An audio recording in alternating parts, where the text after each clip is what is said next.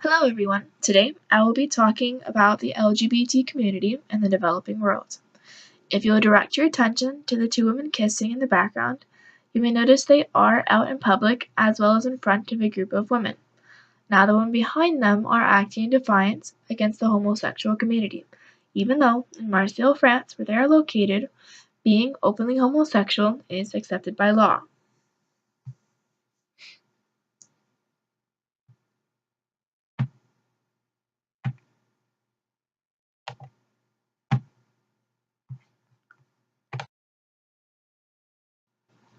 Now if you direct your attention to the two maps, you may notice a direct correlation between the areas where homosexuals are legal versus the religion in those corresponding areas. On the global rights map, take notice of the countries in dark red. Those are countries where being homosexual is not only illegal, but punishable by death. Now if you shift your attention to the map of religions, you'll notice those areas are predominantly Muslim areas. Now in areas like sub-Saharan Africa, they hold the highest levels of disapproval of the homosexual community, where areas like Nigeria, Ghana, and Uganda, 9 out of 10 people do not accept homosexuals.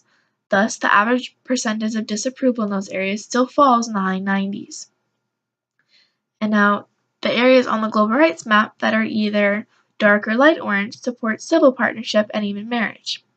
And if you cross-reference those areas on the religion map, you may notice these areas are in fact almost predominantly Christian areas as well as being more developed. So overall, almost every religion, except for Christianity, is still wildly unaccepting of the homosexual community. Now, if you can see the table, only 2 countries on this table, by law, accept the LGBT community, and they are Iraq and South Africa. And if you look at the other countries listed on the table, they are some of the worst areas to be openly gay, as many of them do fall under the dark red areas previously shown on the global rights map. So they can be sentenced to death by law or face violence from the general population, where they may also be murdered. Now, the community of Iraq is still very unaccepting of the LGBT community because it is a predominantly Muslim community, and those who openly admit to being homosexual may face rape, kidnapping, or even murder. Now, if you look at Uganda, the penalty for being a homosexual, is up to life in prison.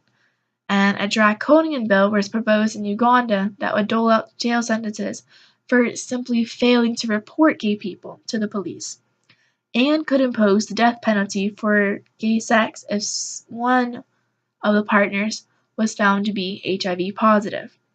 Now, Zimbabwe's president, in one of his speeches, went as far as to say homosexuals were below that of dogs or pigs, and he ruled out constitutional changes outlawing discrimination based on sexual orientation.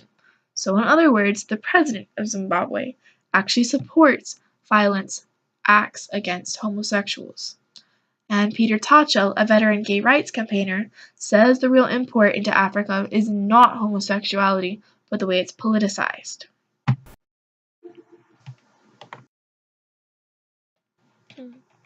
Now in this photo is Stephen Monjeza and Taiwan Chibalonga. No, they are not 2 women, but in fact 2 men engaged to be married. Before they could be married, they were sadly charged with gross indecency and unnatural acts sentenced to a whopping 14 years of hard labor for such minor allegations. They were the latest crackdowns on the homosexual community in Malawi. Worldwide, around 80 countries criminalize consensual homosexual sex.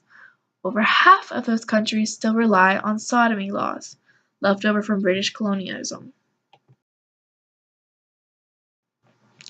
Now, Eric Ohana Lembebe is another gay rights activist. He was exposed to some of the inhumane acts of violence still allowed to the LGBT community.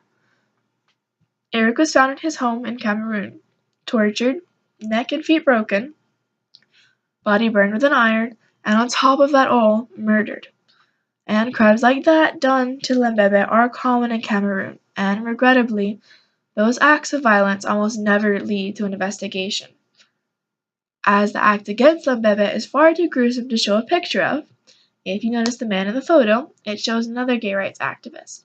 His name is Yuri, and he is being detained by the police in Moscow.